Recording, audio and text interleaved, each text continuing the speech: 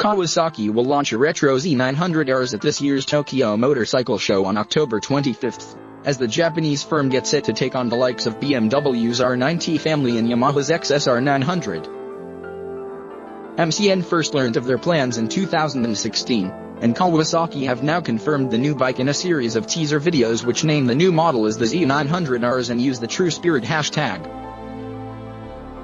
Based heavily on the current Z900, the new RS will share its engine, frame, and running gear, but sport all new bodywork and design elements. Clearly visible in the films, both of which are below, is a heavily retro-styled new naked, sporting twin chrome-ringed clocks, an all-LED round headlamp, LED indicators, cast wheels, a large steel fuel tank, and iconic 1970s Z900 paint job. Interestingly, the new bike has radial brakes, where the Z900 doesn't. The mildly retuned 948 cubic centimeters Z900 engine will mean circa 115 bhp at peak, down from 123 bhp, and a broader, punchier mid-range for improved drive.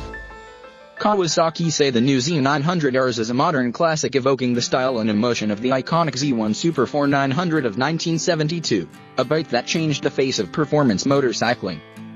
The Z900RS represents a radical departure from the Z900, appealing to riders seeking outstanding style, curb appeal, and the true spirit of riding satisfaction at the premium end of the modern classic sector. Japanese Cafe Cool.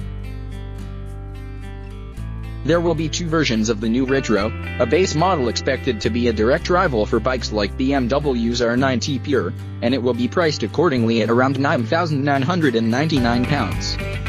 Sitting above that will be a premium Cafe Racer version, expected to boast higher spec suspension, spoke trims, a small headlamp cowl, and a different exhaust system.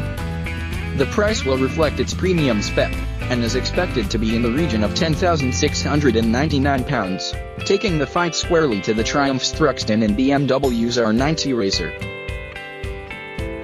Our Japanese contact says the bike sounds fantastic, with the factory even working hard on the static exhaust note, so that even at idle from startup it sounds authentically beefy. Our Japanese contact says the spec will be top-notch, and the ride torque-laden and engaging. It should have all the best of modern technology and reliability, but with the character of the original Z900/Z1. We can't wait. The Z900RS joins an ever-expanding retro market, and it will go head-to-head against the likes of the Yamaha XSR 900 and Honda CB1100X and CB1100RS.